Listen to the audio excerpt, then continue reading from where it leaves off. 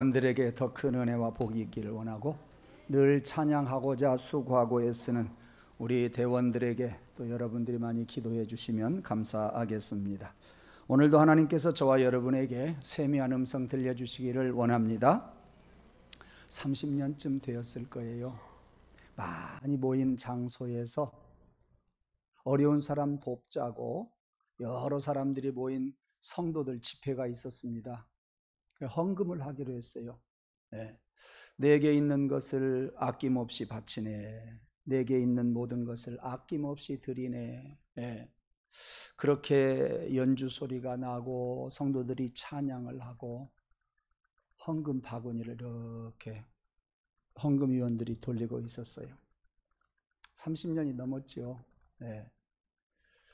제가 뒤에서 가만히 보니까 어떤 분이 헌금을 하려고 주머니에서 돈을 꺼내요. 내가 가지고 왔어요. 내가 그 돈을 가지고 왔어요. 얼마짜리예요? 10,000원짜리예요. 내게 있는 모든 것을 아낌없이 바치네.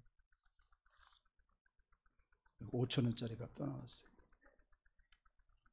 아이고, 다행히 1,000원짜리가 있어요. 주께 드리네, 주께 드리네. 헌금하는 거 봤어요. 그것이 그 사람 한 사람의 모습이 아니에요. 근데 그분이 지금 장로가 되어 가지고요, 전주에서 신앙생활을 잘하고 있어요. 우리들이 말하는 것하고 신앙생활하고 경건한 생활이 일치한다고 하는 것이 어려워요. 말과 행위가 일치한다고 하는 것이, 그것이 대단히 어려운 일이에요. 목회자도 어렵고 성도들도 어렵습니다. 그런데 오늘 본문에 보면 신앙과 행위가 일치한 한 인물이 나옵니다. 그게 누구냐 하면 백부장 고넬료입니다. 백부장이라는 말은 그 밑에 부하들이 100명이 있다는 이야기고, 50부장이라는 말은 그 밑에 50명의 부하들이 있다는 이야기입니다. 부하가 100명쯤 있었던 이 고넬료는 가이사라에서 살고 있었습니다. 그 고넬료는 이스라엘 사람이 아니에요. 유대인이 아니라 그 말이에요. 부하 100명을 다스리는 로마 사람이었어요. 오늘 1절에 보니까 이달리아, 이게 이탈리아예요. 이게 이탈리아예요. 이탈리아 사람, 로마 사람 백부장입니다. 그러니까 우리나라로 말할 것 같으면 중대장 정도의 지위를 가진 사람입니다. 그 당시 이스라엘은요, 로마 제국의 통치를 받고 있었습니다. 로마는 이스라엘 나라뿐만 아니라 많은 나라들을 침공을 해서 통치를 하는 나라였어요. 무슨 말이냐면 이스라엘뿐만 아니라 주변에 있는 나라들을 정복해서 그 나라의 민족 체제는 유지해 주고 총독부를 설치해서 총독을 파송을 합니다. 신약성경 마태복음, 누가복음, 요한복음, 마가복음에 전부 총독이라는 이야기가 많이 나오잖아요. 그렇게 총독부를 두어 가지고 그 나라의 정치라든지 경제를 완전히 장악해 버리고 그렇게 다스렸던 나라가 바로 로마이고, 다스림을 받은 나라가 이스라엘 나라입니다. 일찍이 그 예를 들어보면 1985년 대만이라고 하는 나라가 일본의 속국이 됩니다. 총독을 파송을 해서 나라를 다스리게 해요. 어디 그게 그네들의 이야기입니까? 그 일본이 우리나라도 1910년 한일합방이라 해가지고 우리나라를 정치적으로 경제적으로 다스리기 시작을 했습니다. 우리는 잘 모르지만 여기 계시는 상당 어른들은 잘 알고 계실 겁니다. 성도 빼앗기고 이름도 빼앗기고 온갖 쇠붙이 다 빼앗기고, 저는 전주에서 군산 간 그 전군도로를 달릴 때마다 여지없이 생각나는 게 있어요. 김제평야, 그 넓은 평야에서 많은 곡식들을 생산해 가지고 그것을 전군 도로에다가 갖다 놓으면 실어서 군산으로 가서 군산항에서 일본으로 가져가려고 그 도로를 그 외놈들이 만들었어요. 가슴 아픈 도로예요. 그런데 왜 가슴이 더 아프냐? 그 옛날에 보면 옛날에는 또 차 사고도 얼마나 대형 사고 많이 났습니까?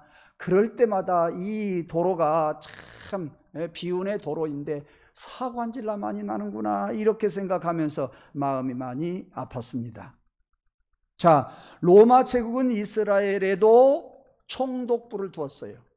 이스라엘 나라에 가서 다 다스리고 그 총독으로 하여금 다 보고하게 하고 세리들을 두어가지고 세금을 많이 거두어 드리도록 했었습니다. 즉 이스라엘 나라는 정치적으로 경제적으로 자유가 없었다는 이야기예요. 그러니까 중대장 정도의 지위를 가진 이 고넬료는 이스라엘 사람들 약간 함부로 해도 괜찮아요. 가까이 할 필요가 없어요. 상대할 필요가 없다 그 말이에요. 그러나 이 고넬료는 이방인이었잖아요. 예, 이방인이었어요. 그는 온 가족과 더불어서 하나님을 잘 섬기는 사람이었어요. 이방인임에도 불구하고 하나님을 잘 섬기는 경건한 사람이라고 오늘 본문에서 표현해주고 있습니다. 그런가 하면 이스라엘 사람들을 대할 때에 가까이 잘 대했다고 가르쳐 주는데 그것을 잘 표현해 준 말씀이 오늘 본문의 2절입니다. 경건한 사람으로 온 가족과 더불어서 하나님을 경외하며 하나님께 기도하는 사람이었고, 그 다음 이스라엘 백성들에게 자선을 많이 베푼 사람이라고 말을 합니다. 정리해 봅시다. 하나님을 경외했다는 말과 하나님께 기도했다는 말은 그 고넬료가 믿음이 좋다는 이야기예요. 그 다음에 두 번째, 자기 나라도 아닌데 이스라엘 민족을 사랑했고 이스라엘 사람들에게 자선을 베풀고 구제를 했다 그랬어요. 그러니까 하나님을 경외하고 하나님께 기도했다는 이야기는 믿음에 관련된 이야기요, 믿음이 칭찬할 만하다 그 말씀이요. 이스라엘 민족을 사랑했고 이스라엘 사람들에게 구제했다는 이야기는 그의 신앙이 실천으로 옮겼다는 이야기고 그의 실천적인 신앙 또한 칭찬받을 만한 신앙이다 그런 이야기입니다. 다시 말하면 고넬료는 믿음과 행위가 일치한 사람이다라는 이야기예요. 그런데 오늘 다시 본문 2절로 한번 가서 보십시다. 고넬료를 보고서 왜 신앙이 좋은 사람이라고 말하지 아니하고 경건한 사람이라고 말하고 있어요. 저는 설교 준비를 하면서도 여기에서 하나 착안을 해냈습니다. 뭐냐? 신앙이 좋다고 그래서 항상 경건한 것은 아니다. 신앙이 좋은 사람이라 그래서 모두가 다 경건한 사람이라고 말할 수가 없다. 그러나 거꾸로 말하면 경건한 사람은 신앙생활도 잘한다. 경건한 사람은 신앙과 행위가 일치한다. 이렇게 이야기를 할 수가 있습니다. 다시 말하면 신앙이 좋다는 말, 그것 가지고는 경건하다고 이야기할 수가 없다는 이야기예요. 그 정도 가지면은 그 사람은 경건의 모습이 반쪽밖에 안 된다 그 말씀입니다. 좋은 신앙을 가진 사람은 반드시 경건한 생활을 하게 되어 있다 그런 이야기입니다. 그러므로 좋은 신앙보다도 경건한 신앙이 더 우위다 그런 이야기입니다. 일상생활 속에서 삶을 떼어놓고 경건을 말할 수가 없다는 이야기예요. 신앙이 좋은 것 같은데 기도를 안 한다고 한다면 이는 경건한 사람이라고 말할 수가 없습니다.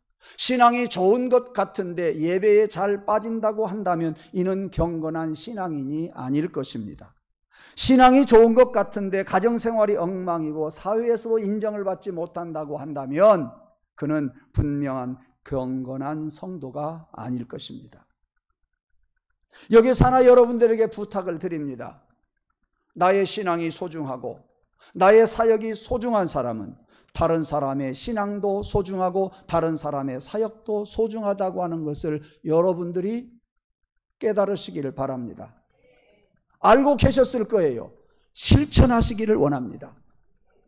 나의 신앙이 다가 아니란 말이에요. 나는 이 분야에서 하나님이 주신 달란트가 있고 저 사람은 저 분야에서 하나님이 주신 달란트가 있다 그 말이요.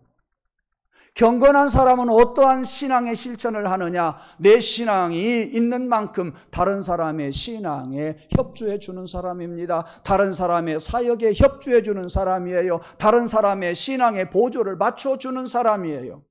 우리 성도들을 보아도 그렇게 손발을 잘 맞춰주는 사람이 있는가 하면 나만 예배드리고 그냥 나 혼자 가버리는 사람도 있으니 바른 신앙의 자세는 아니다.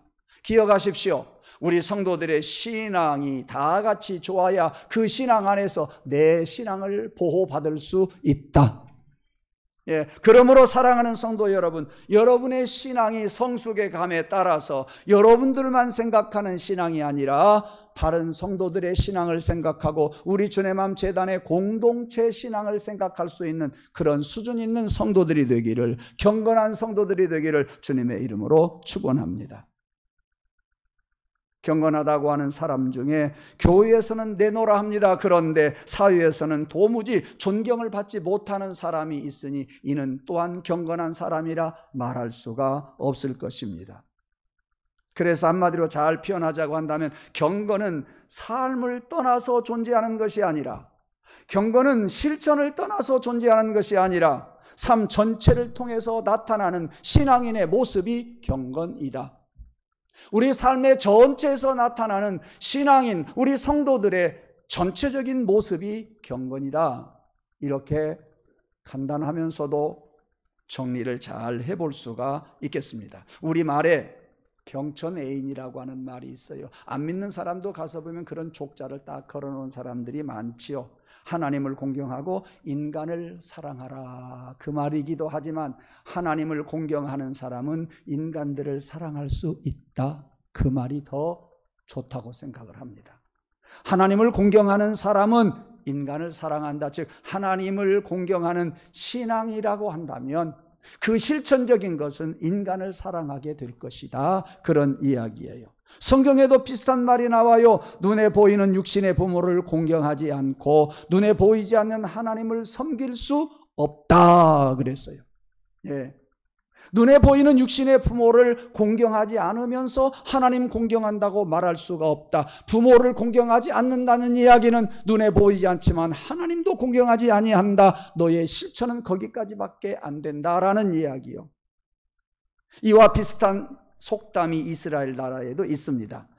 하나님은 눈에 보이는 하나님을 섬기도록 가정에 부모를 주셨다 그랬어요. 하나님은 우리 인간들에게 부모를 준 이유는 눈에 보이지 않는 하나님을 섬기도록, 부모를 잘 섬기는 실천이 있는 사람이 하나님을 잘 공경할 수 있다, 그러한 이야기입니다. 이와 같이 부모나 주변에 있는 사람들을 사랑하지 못하면서 하나님을 사랑한다고 하는 것은 거짓말이요 경건하지 못하다는 이야기 반증입니다. 인간의 도리를 다 하고 실천하면서 참된 인간성을 바탕으로 신앙생활하는 것, 이것이 참된 경건의 생활입니다. 그래서 저는 또 이런 정리를 하나 해볼 수가 있겠습니다. 가장 인간적인 것이 신앙적인 것이고 신앙적인 것이 경건한 것이다. 다시 말합니다. 가장 인간적인 것이 가장 신앙적인 것이고 가장 신앙적인 것이 가장 경건한 것이다. 평범한 이야기예요. 여러분 아마 조금 쉽게 이해를 할 수가 있으리라고 생각을 합니다. 그런 의미에서 고넬료라고 하는 이 백부장은 가장 인간적인 사람이요, 가장 신앙적인 사람이요, 그는 가장 경건한 사람이다.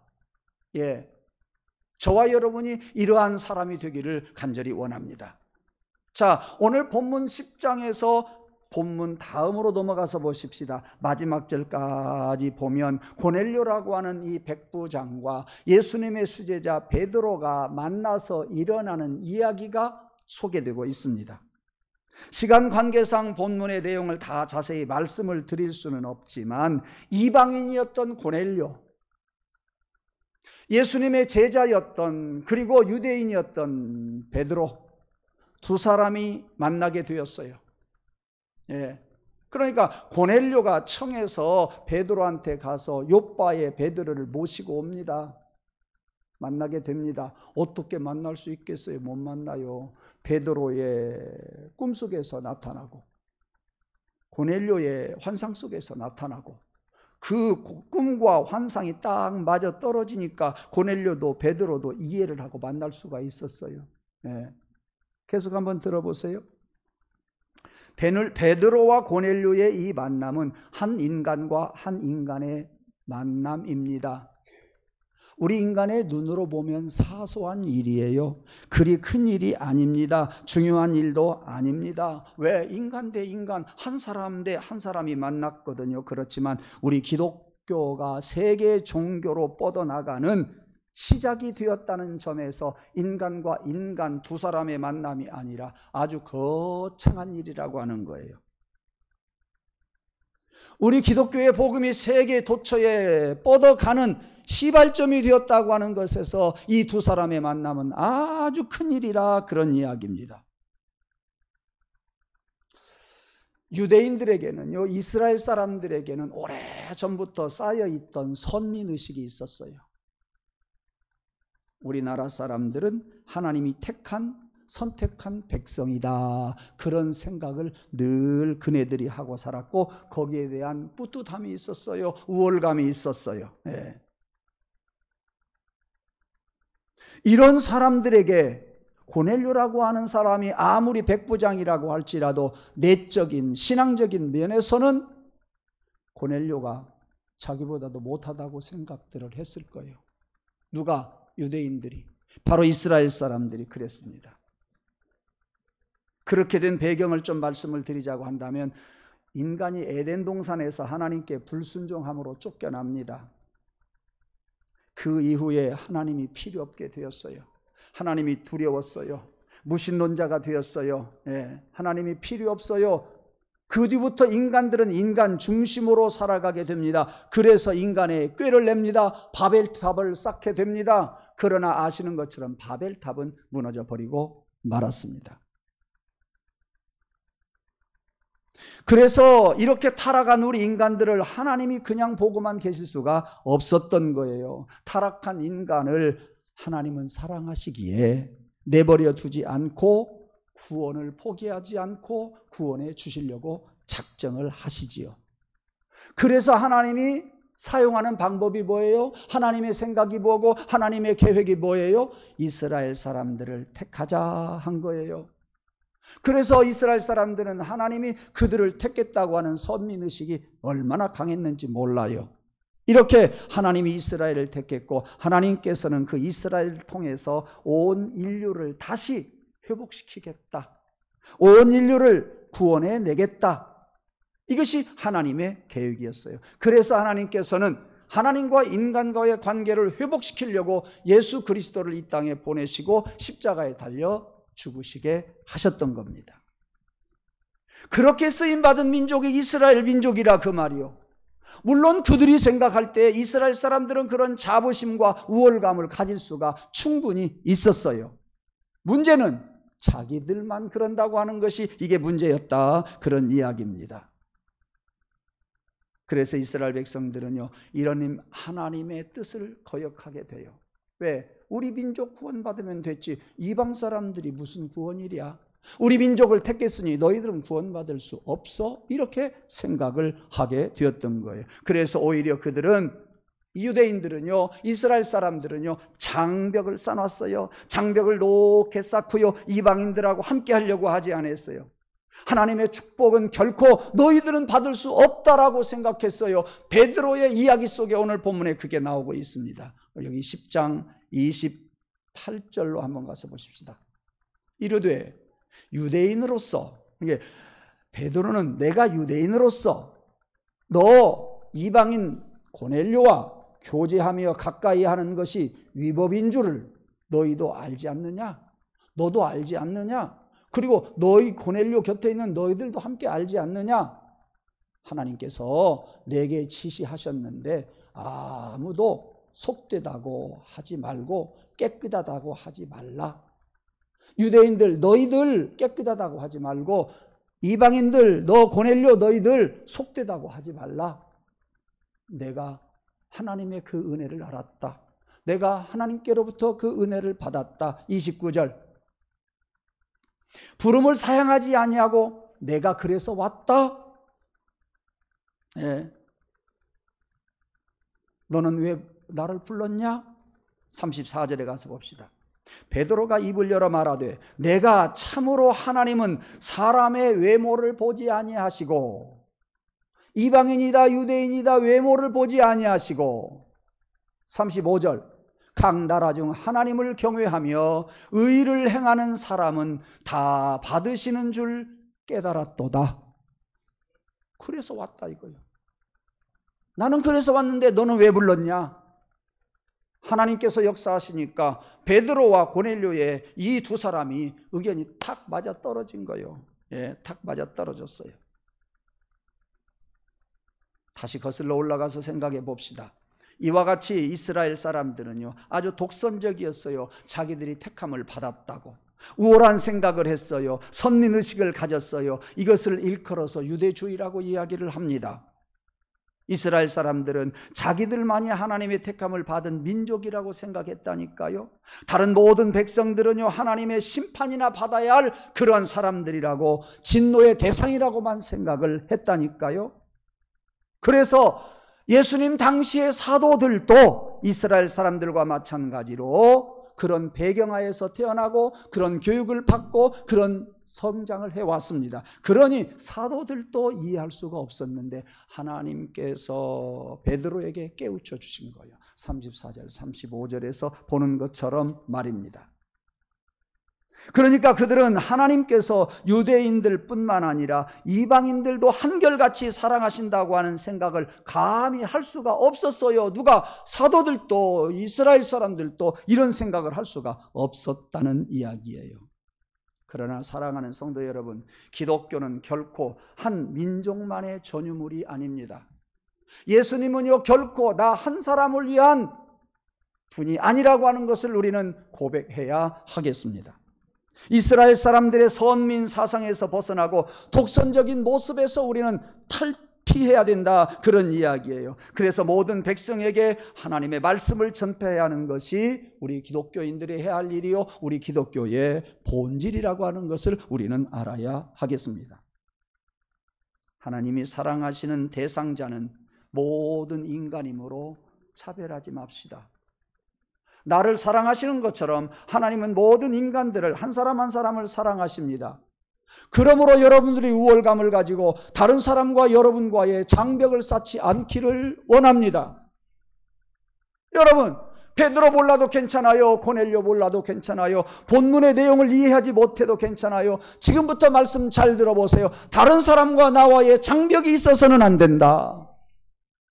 나는 선한 사람이고 너는 악한 사람이라고 치부해서는 안 된다.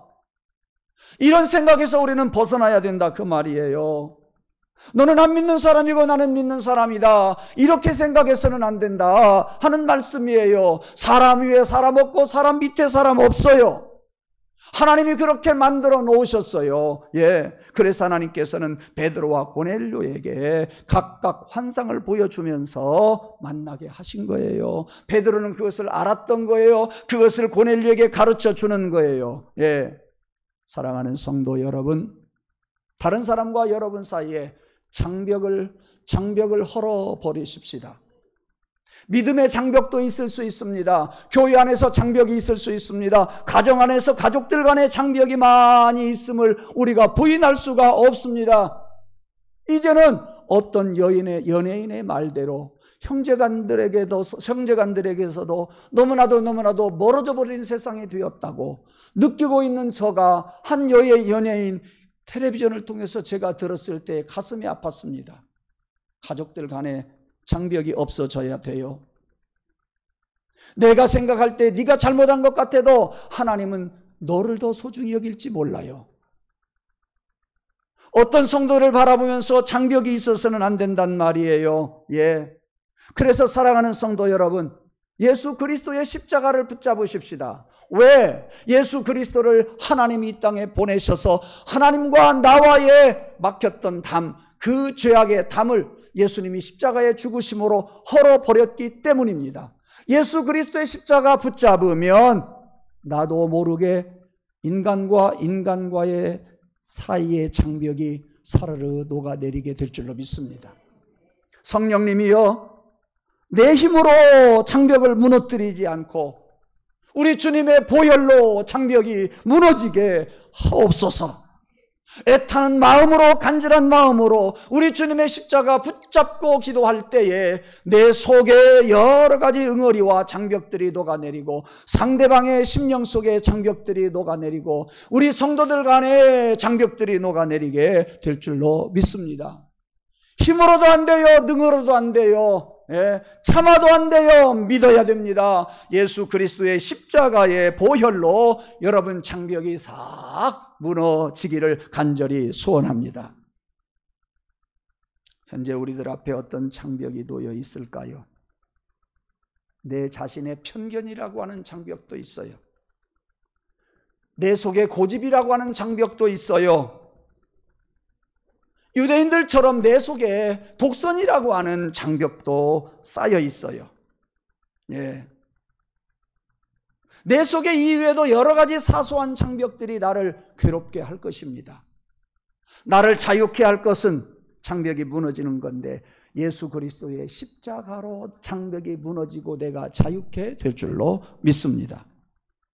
그러므로 배운 자와 못 배운 자의 장벽이 사라지고 가진 자와 못 가진 자의 장벽도 사라지고 친분의 차이도 다 무너지고 그 무엇이든 복음의 능력과 예수 그리스도의 사랑으로 십자가로 모든 장벽이 무너져야 합니다.